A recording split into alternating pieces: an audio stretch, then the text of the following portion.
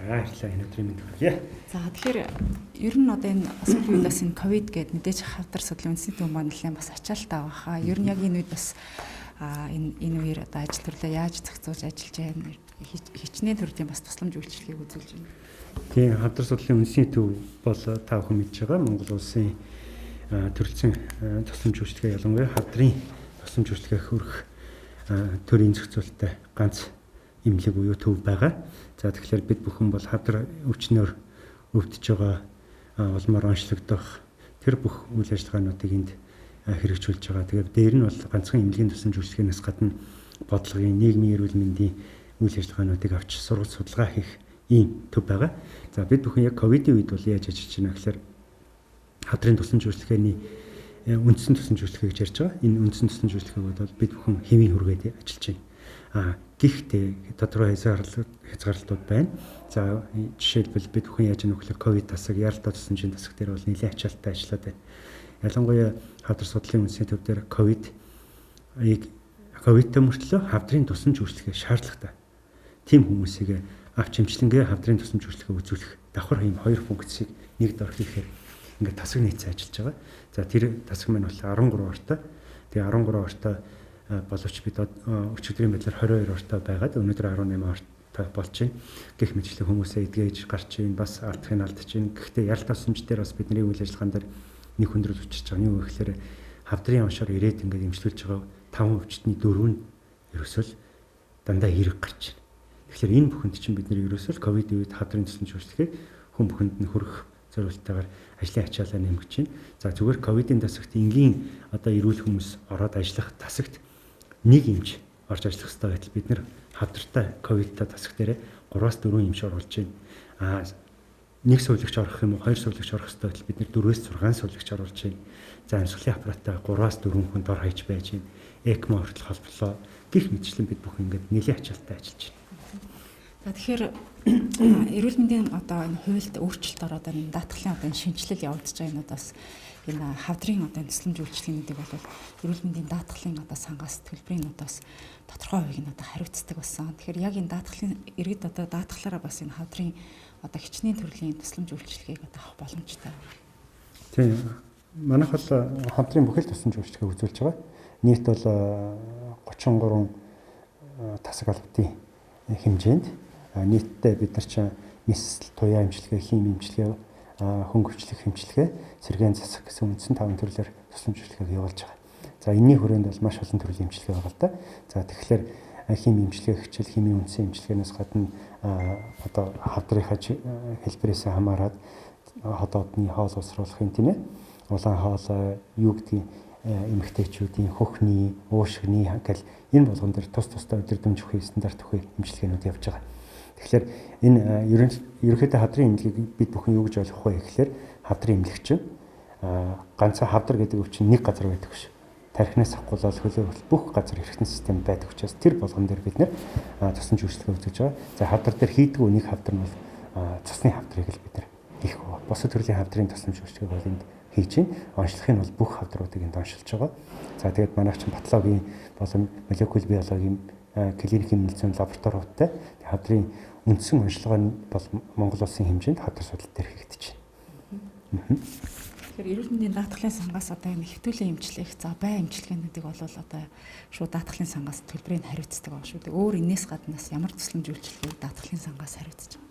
Тийм Монгол улсын их хурлаар 2019 оны 8 сард их хурлын дэмжигдээд тэгээ 21 оны 1 сарын 20 дээр батлагдсан 03 дахь тогтоол гэж байна л да. Тэгээ энэгээр бол даатгалын шинжил одоо асар том шинжилэл бид бүхэнд болж өгсөн. Тэгэхээр энэний хэмжээнд том орсон өөрчлөлтүүдээс нь дурдж өгөхөд хамгийн түрүүнд нэг бай эмчилгээ гэж харж байгаа. Яагаад гэвэл бай эмчилгээг бол манайх ерөөсөө хийдэг байсан. За манай дээр хийлэгдэг байсан хүмүүс нь яадаг байсан бэ гэхээр өөрсдөө имээ гаднаас судалж авч ирээд хийдэг байсан. Гэтэл тэр имээ нь болохоор 1,800,000-аас авахгүйлаад 12 сая төгрөгийн үнэтэй имнүүд байдаг. Тэгэхээр тэрийг бол боломжтой иргэд нь авдаг. Боломжгүй нь болохоор юу гэж хэлдэг байсан ба гэхээр за энийг би хийлгэж ингэж яхаар үр хөвгтөө ядууруулж яхаар би өөрөө болчихё хэлэхгүй гэж зүгээр хайдаг байл. Гэтэл өнөөдөр тэр бүх хүмүүс минь бүгдээрээ даатгалын шинжиллийн энэ хуулийн өөрчлөлтөөр бай эмчилгээг төрөөс даасан учраас бүгдээрээ тэр бай эмчилгээг авах боломжтой байсан. Ер нь бол анх бол бид бүхэн юу гэж яригдчихсан бэхээр ер нь 5 үндсэн бай эмчилгээг оруулъя гэж яригдчихсан боловч нэгэнт энэ хууль хэрэгжиж байгаа юм чинь ерөөсөө болж өгвөл бүх тэр одоо Монгол бүртгэгдсэн байгаа бай эмээ бүгдийг хэрэглэе гэдэг үндсэн дээр хадгалж судлалын үндэсний төв даатгалын ерөнхий газрын эрүүл мэндийн яам хоорондоо зохицож ярилцсны үндсэн дээр бол бүх бай эмээ хэн нэгний одоо ялгарлахгүйгээр бүх юмаа оруулъя гэдэг ингээд явж байгаа Монголд бүртгэгдсэн юм. Тэгэхээр бай эмийн өртөг бол ганц удаа хэрэглэдэг юм биш. Тэр 1 саяас 1 сая 800 сахгул 12 сая чинь насан туршдаа ууж байгаа юм байна. Жишээлбэл меланомын 12 сая төгрөг баггүй сардаа 12 сая төгрөгийн эмийг уун. Гэхдээ насан туршдаа. Тэгэхээр арсны хавдартай хүмүүс мэ. За энэ уух ингэж насан туршдаа эмчилгээ хийгдэх нь болцоог энэ сая даатгалыг болгож байгаа. Урд нь яадаг байсан мэхлээр машинаа зардаг, цусангийн байраа зардаг юм байлаа шүү дээ. Гэтэл өнөөдөр тэр өөрчлөлт орсон учраас энэ өөрчлөлтийн ач холбогдол бол яг зовлон үзээд хим эмчилгээ хийгээд дээр нь бай эмчилгээг хийлгээд энэ хоёр эмчилгээг хавсраад хийлгээд явж байгаа энэ хүмүүс бол үдчихэж байгаа. За үр дүнгийн хувьд бол олон хүнд үр дүнгээ өгнө ойлгомжтой. За тэгээд одоо насан туршдаа байхаас гадна жил 3 жил 4 жил ууж байгаа хүмүүс байна. За тэгэхээр энэ эмчилгээ маань бол олон хүнийг санхүүгийн дарамтаас чөлөөлж өглөө л гэдэг асуудал болж байгаа. Тэгэхээр өмнө нь бол яг энэ хорт хадрын тусламж үйлчлэгийг эрүүл мэндийн даатгалын сангаас 75%-ийн тэгээд иргэн бол 25% нэмтүүлдэг байсан. Тэгэхээр одоо сая та хэллээ бай эмчилгээ, хэвтүүл эмчлэх бол 100% ер нь эрүүл мэндийн даатгалын сангаас одоо даадаг болсон гэд. За энэ хэмжээгээр бол бас иргэд даатгалагчдаа нөгөө эрүүл мэндээс үүдэлтэй эдийн засгийн одоо эрсдлээс одоо хамгаалах юм томоохон бас чухал одоо шийдвэрүүд болсон. Үүнийг бас хэрэгжүүлж ажиллаж байгаа хамтар судлалын үндэсний төвийн одоо эм чимлэгийн ажилчдаас талархал илэрхийлье. Тэгэхээр манай лайв маань эрүүл мэндийн даатгалын ерхий газрын пэйж хуудаснаас шууд явж байгаа.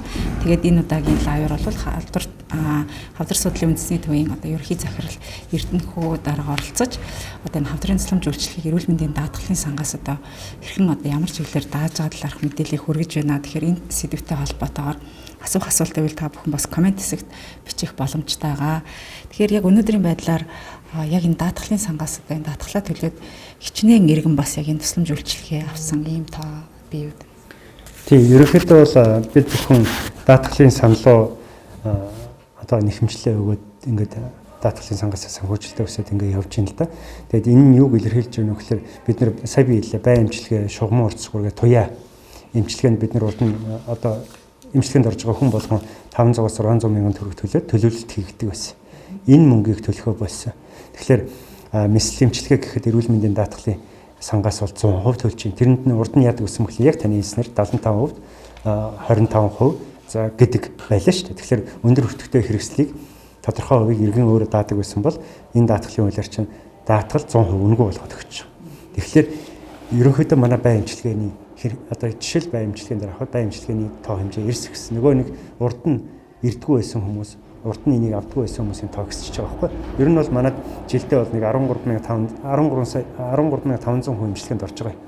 За тэрний ихэнх нь мэсэл хим туяа эмчилгээ байгаа. 60% нь одоо хим эмчилгээ байсан гэж бодоход бай эмчилгээ ерөнхийдөө бид нар анхны тооцоолж яснаар бол одоо тооцоолж ирсэн хэмжээс илүү гарчаад явж байна л да. Тэгэхэд бид нар бай эмчилгээнд ирэхэд бид нар ерөнхийдөө 3-4 сар 5 сарыгаа нэмэхэд нийтдээ 1.5 тэрбум төгрөгийн нэхэмжлэлийг бай эм дээр авч байна. Тэгэхээр 1.5 тэрбум төгрөгийн өөрсдөөсөө гаргаж ирсэн тэр хүмүүсийн бай эмчилгээг ус даасан байна гэсэн үг. Тий. Тэгээд дээр нь бас компьютерийн томограф гэж байна. Тэгэхээр компьютерийн томографыг бол 100% төлбөртэй гэдэг байсан шүү дээ. Тэгэхээр 100% төлбөртэй гэдэг байхад бол ерөнхийдөө бид нар бариад 1 тэрбум төгрөгийн хэмжээнд жил бол хүн өөрсдөөсөө мөнгө гаргадаг гэсэн байхгүй. Тэгэхэд одоо бид нар тусламж үйлчлэгийг ингээд юу гэдэг иргэдэд хүргэхэд тэр компьютерийн томографыг хүн төлөхгүй болсноос болоод даатгал 1 тэрбум төгрөгийн дааж байгаа. Иргэд бол өөрсдөө 30% гаргаад ингээд явчихж байгаа. Ийм ачааллаас салгаж байна гэсэн үг. Ерөнхийдөө бол 7 төрлийн хүмүүст бол бид нэр 100% эрүүл мэндийн даатгал дааж байгаа. Хэрвээ одоо нөгөө амбулаторийн онцлогын шинжилгээнд дээр бол харин тусламж үйлчлэгээ босод тэр нь ямар хүмүүс байдаг гэхэл нөгөө хөгжлийн бэрхшээлтэй тий өндөр настан хөөхөд гэдэг ингээд тэр хүмүүст бол бид нэр 7 төрлийн тусламж үйлчлэгийг ерөөсөө ямар ч нэгэн хамтын төлбөргүй хэрэгж байгаа. Босод хүмүүс бол хамтын төлбөртэйгээр хийгдэж байгаа. Энэ нь бол ерөнхийдөө даатгалын давуу тал гэж бид бүхэн харж байна. За тэгээд нийт хүнийхэн тоог хэлэх юм бол яг одоо сая шугам орц сур 500-аас 600 гэж штэ мөнгө төлдөг байсан. Гэтэл бид нэр шугам орц суртаа 40-80 хүн ерөнхийдөө өдөртөө хордог байхгүй. 40-80 хүн. Тэгэхээр 40 хүн гээл дор хайж бодоход өдөр болгон 40 хүн гээ бодоход 7 хоногта бид нэг тэр хүний тоог нэг 20-оор нэмж байгаа гэж бодно. Тэгэхээр ерөн сардаар нэг 80 хүн шинээр орчиж байгаа. Тэгэхээр сардаа 80 хүн орж ийн гэдэг чинь тэр хүмүүс нийтдээ 500-аас 600 буюу нийтдээ нэг 4 тэрбум төгрөг орчим мөнгийг хэмжинэ л гэсэн үг. Тийм даатгалаас. Тэгэхээр тэр хүмүүст тийм ачаал үүсчихсэн байна шүү дээ урд нь бол. Тэгэхээр энэ бүх мөнгүүд ерөнхийдөө даатгалаас төлөгддөг боллоо л гэсэн үг. Одоо ер нь бас сүүлийн үед ер нь аль төрлийн хавдар ер нь одоо цонхилж байгаа вэ? Тэгээ хавдрын хувьд бол та бүхэн мэдж байгаа Монгол улс өвчлөлөөрөөч нас оролтоорооч буюу нас оролт гэдэг нь болохоор цаг бусын өхөл гэж бид сүүлийн үед нэрлэдэг байгаа. Яагаад гэвэл өөх эсгүй нас орох байсгүй шалтгаангүй байснаас болоод нас орж байгаа шалтгаантай байхгүй. Тэгэхээр гол үг нь өвчлөлөөр бол бид бүхэн дэлхийд ходоод элэг улаан хоолой гих мэтчлэн бүдүүн шулуун гэж хөх тэгэл умаа үзүү гэл ингээл бид нар яваад өгч байгаа юм л да. Тэгээ яг ингээний үхэл рүү ингээд аваад үзэхлээр дэлхийд бол бид бүхэн үхлээрээ тэргүүлж байна. Тэгээ яагаад тэргүүлж байна вэ гэхээр нэгдүгürt ходоод байна. Хоёрдугаарт нь дахиад илгнийхээрээ тэргүүлж байна. Араас нь тэгээд ингээд хөх болон умаа үзүү ороод ирж байна. За бүдүүн шулуун гэж суу шиг ороод ирж байна. Тэгэхээр энэ дундаас ч урьдсан сэргийлэх болцоотой, эртэлрүүлэх болцоотой, эрт онцлох болцоотой энэ хавдрууд байгаад. Дэлхийн дундаж бол 100 мянган хүн амд ерөнхийдөө 82 хүн хавдраар нас орж байгаа байхгүй. Гэтэл манайх Монгол улс бол хоёр дахь улс буюу одоо хоёр дахь улсаас ходоодны хавдрын нас оролтоороо гэж бодоход ерөнхийдөө 100 мянган хүн амд 170 гэх мэтчлэн тэргүүлж байгаа. Тэгэхээр ер нь бол хавдрын шалтгаантай цаг усын өхлөөр бол Монгол улс дэлхийд нэгдүгürt явж байгаа. Арийнхаа улсаас бол маш хол тасарсан. Тэгэхээр энэ бол үндэсний хэмжээний одоо гамшиг буюу дэлхийн хэмжээнд бол ерөөсөө нэг сайнаар өгүүлэхгүй юм тоо болж өөрсөн. Тэгэхээр энэ бол ерөөсөө ковидтэй одоо тэнцвэрч тийм гамшиг болоод өдөр тутам 4 жилийн өмнө 6 хүн өдөрт нас орж ирсэн хадрын шалтгаантай. Өнөөдрийн статистикээр гарахад 12-аас 13 хүн нас орж байна. Ийм л.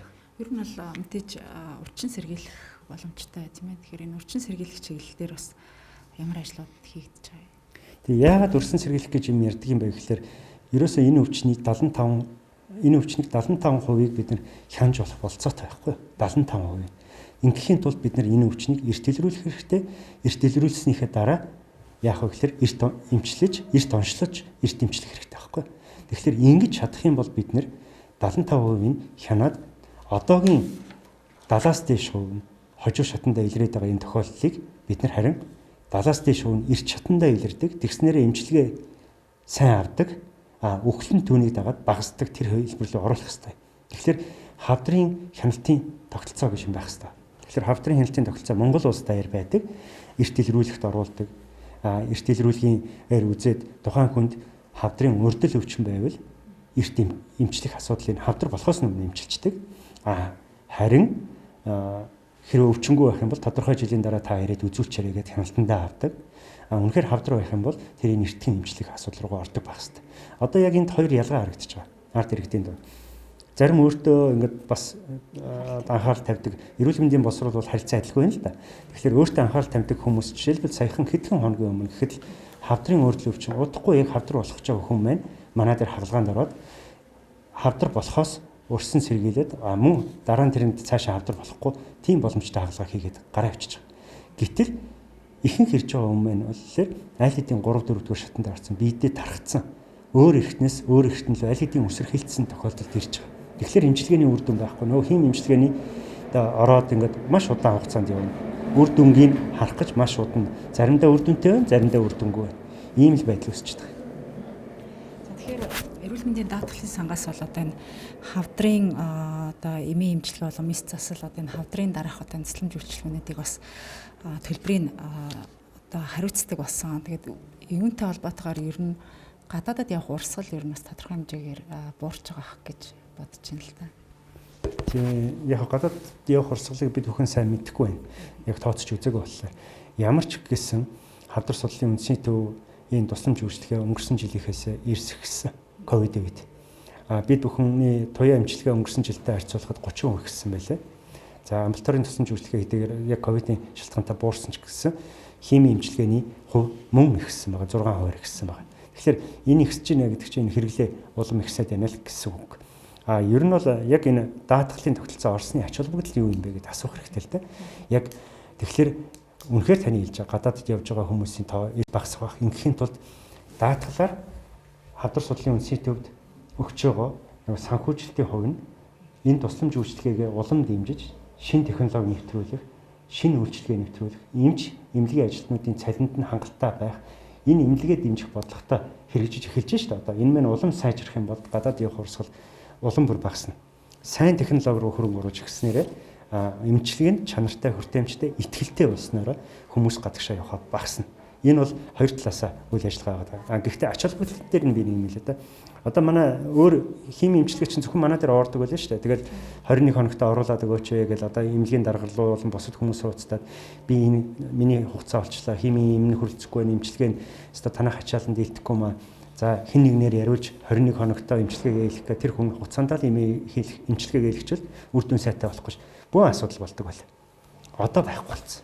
Яагаад байхгүй болсон бэ гэсэн чинь нөгөө даатгалаар хэрэгжүүлээд бусад эмнэлгүүдэд мөн даатгалаар санхүүжүүлдэг болохоор нөгөө эмнэлгүүд аваад ирдэг байсан. Урд нь болохоор төсөв зөвхөн хавдартал химийн эмнэлгийн төсөв өгч бусад газарт өгдөг байсан байхгүй юу? Тэгэхээр бусад газар өөрсдөө тэр хүнтэй химийн хийх дургүй байсан. Одоо өөр дүүргийн болон аймгийн эмчтэй одоо тэр нэрийг хэлээд байгаа. Нэг дүүргийн эмчтэй ярихлаар манай дарга бүр химийн орныхоо тоог нэмээ. Урд нь бол авч болохгүй шүү гэдэг байсан чинь одоо харин химийн орны тоог нэм. Даатгалаар сайн мөнгө өгч байгаа учраас бид химийн эмчилгээг авах хэрэгтэй болж байна. Ингээхээр химийн эмчилгээ дагаад сайжрах байхгүй. Хүнийхэн тоо чадах чинь тэр шиг аймаг дүүргүүд бас хүмүүс аваад улам бүр авдаг сайн болцсон. Санхүүжилт нь ярьц гүйцэтгэлээр санхүүждэг учраас. Ингээхээр нөгөө заавал Баян Улгийн аймгийн хүн Улаанбаатарт ирээд тэгээ оочрлоод 21 хоногоо хүнээр яриулаад ингэж ордог байх тэр боломжийг шууд энэ зохион байгуулалт энэ даатгалын шинэ хуулийн ачаар ингээд өөрчилж байгаа хөө. Бодлогын давуу тал гэдэг чинь ерөөсөө энэ юм байна. Даатгалын одоо хүртээмж бас сайжраад тэр хэмжээгээр бас энэ хавдрын тусламж үйлчилгээ ч гэсэн хүмүүст энэ орон нутаг одоо хуучин бол одоо энэ орон нутгаас ирээл таны хэлж байгаа айгүйх ачаалал үүсгэдэгс одоо ингээд дүүрэг дээр ингээд орон нутагтаа байгаа газартаа төр хувийн хвшил гэлтгүй бас энэ даатгалын одоо сангийн мөнгийг одоо гүйцэтгэлээр хийж байгаа газруудад нь хэцүү байрлаж байсан. Энэ нь бол бас их хүртээмж өгсөн юу гэж байгаа. За тэгэхээр ер нь хорт хавдрыг ер нь хүндрүүлэхээс өмнө одоо ер нь яаж иргэдэд та нэг урчин сэргийлэх чиглэлээр бас мэдээлэл өгөөч. Хорт хавдраас урчин сэргийлэх талаар тийм ээ. Гэхдээ яг ерөнхийдөө бол хорт хавдар гэдэг өвчин бол их хэцүүтэй. Өөрөө мэдхгүй ер нь бол нэг өвчин хийсч ирдэг гэж ярьдаг. Одоо бол хэлж ирдэг болсон л да. Хийсч ирэхгүй. Хамгийн түрүүнд гол зүйл нь юу гэхээр амьдралын зөв хэвшил юм байна. Зүгээр үнэхээр удамшлаас тодорхойлогдож байгаа зарим хүчин зүйлийг бид нар яаж чадахгүй. Гэхдээ тэр зүйл нь бол 25% байхгүй. 75% нь биднээс өөрсдөөс хамаардаг. Бидний аж амьдралын хэм маяг, хоол ундны, усны аюулгүй байдал тийм ээ. Ямар орчинд агаарын бохирдолтой орчинд амьдарч байна уу? Амьдралын стресстэй орчинд амьдарч байна уу гэх маш ол дархлаа чинь сайн байна уу? Дархлааг дэмжиж байгаа орчин байна уу? Өөрөө дархлаагаар дэмжиж чадчих. Энэ олон өвчин зүйл чинь бол хавдар өвчин үүсгэхэд нөлөөлдөг өвчин зүйл. Хэрвээ энднийг сайн болгож чадах юм бол хавдар үүсэхгүй гэсэн үг. 75% магадaltaй. Харин энийг муу байлгаад байна гэх юм бол 75% хавдар үүсэх магадaltaй болчих. Жишээлбэл хүний биед өдөр болгон мутац буюу үүсэж хавдар үүсэхтийн процесс явагдаж байгаа байхгүй. Гэтэл тэрийг юу устгаж идэв гэхээр бидний биеийн дархлаа тогтолцоо. Тэгэхээр хүний дархлаа тогтолцоо маш сайн байх тусам тэр хавдрын эсүүд үүсэж хүчиж чаддгүй. Хамгийн хортоо нь хавдрын эс яадаг вэ гэхээр хажуу эсээ эдэл өөрөө би ургая.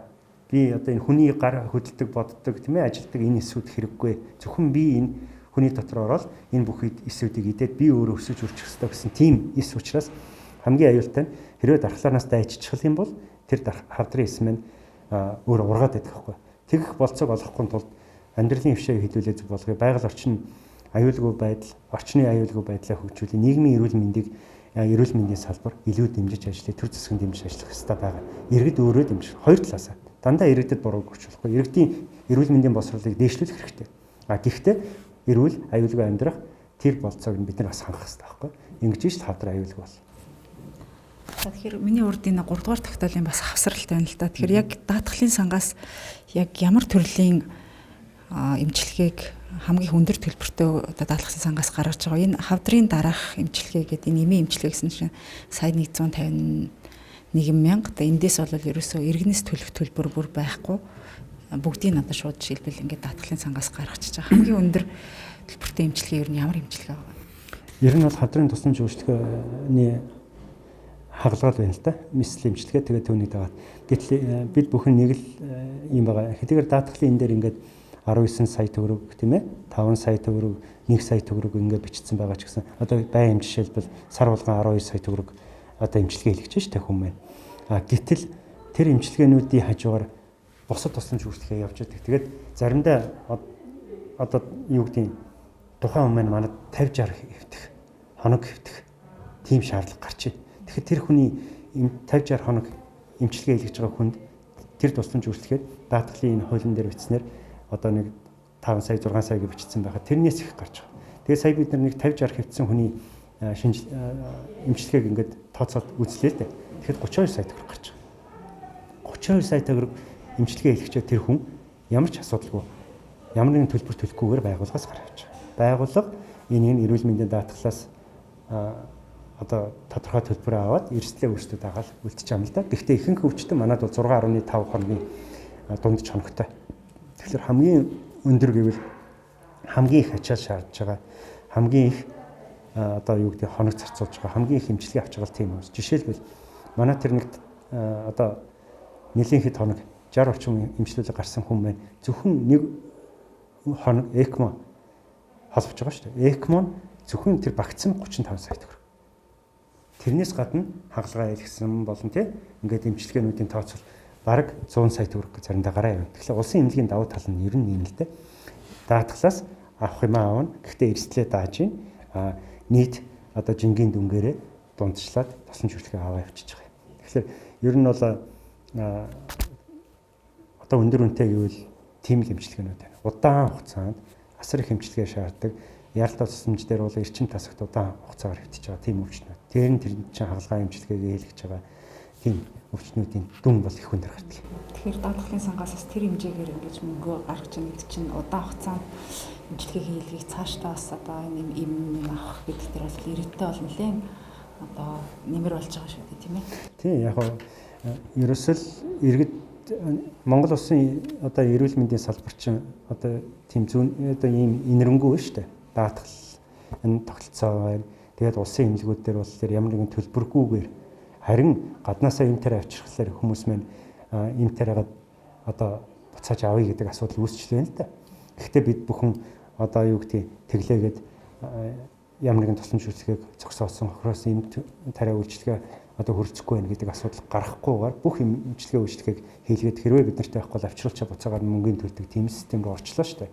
Гэхдээ ер нь бол энэ дээр бас засах сайжруулах сайтай сайжруулах одоо юм байгаа юм л да. Тэр болгоныг бол бид нэр цасаа явуучих байх. Жишээлбэл одоо яг тэр өртгүүд нь энэ эмнэлгийн тусламж үйлчилгээнд үнэхээр ажлынхаа цалин нэмээд бусад шин твшилт технологи нэвтрүүлээд ороод ирэх боломжтой байна уу гэдгийг бас даатгалын байгууллагаар хараад энийгээ цаашдаа бид нэр бүхэн хоорондоо яриад жил болгон хэрэгцээ нэгсэж байгаа юм уу өртгөн нэгсэж байгаа энэ тусламж үйлчилгээнд дээр бол байнга өөрчлөлт хийгээд уян хатан ажилдаг тийм зохицуулт руу орох хэрэгтэй гэж бодож байгаа.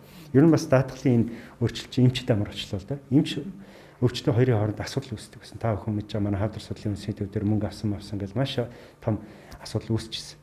Одоо тэгвэл ямар нэг ойлгомжгүй байдал байхгүй. Ягаад гэвэл эмчилгээ үйлчилгээ авбал өвчтөн мөнгө төлөхгүй.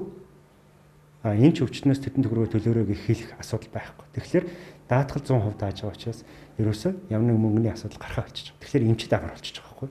За та нэг багжныхаа тэдэн төгрөгийг төлөөрөө гэдэг тийм яриа. Тэрийг үл ойлгох болон эсвэл тэрийг ашиглах тийм байдлууд байха болж байгаа. Эмч өөрөө ёс зүйн алдаа гарахаас энэ даатгалын хуулинд бас давхар нөлөөлчихөж байгаа байхгүй. Дээр нь өвчтөнд аливаа асуудлыг ойлгомжтой болгоод өгч байгаа. Бас давуу тал нь юм л байна тийм. За та бүхэн ерөөхдөө ярилцах цаг өндөрлж байна. Тэгээд манай өнөөдрийн шууд ярилцлагт маань хавдар судлалын үндэсний төвийн одоо ерөнхий захирал, за анагаах ухааны доктор, дэд профессор Эрдэнэхүү захирал оролцож, за хорт хавдрын тусламж үйлчлэгийг эрүүл мэндийн даатгалын сангаас одоо 100% даалж байгаа талаарх одоо мэдээллийг хүргэлээ. Тэгээд манай лайв ингээ хадгалагддаг байгаа учраас та бүхэн бас үзэж амжиг байгаа хүмүүс ингээд эргээд бас үзэх боломжтой байгаа шүү. Тэгээд мөн асуух асуулт асууж амжаагүй байгаа хүмүүс маань ч гэсэн комментны доор үлдэх хэрэгтэй. Бидэд бас мэдээллийн ажилтнаараа дамжуулаад та бүхэнд бас тодорхой хариултыг өгнө. Тэгээд анхаарлаа хандуулсанд баярлалаа. Цаг зав гаргаж оролцсон танд баярлалаа. За баярлалаа.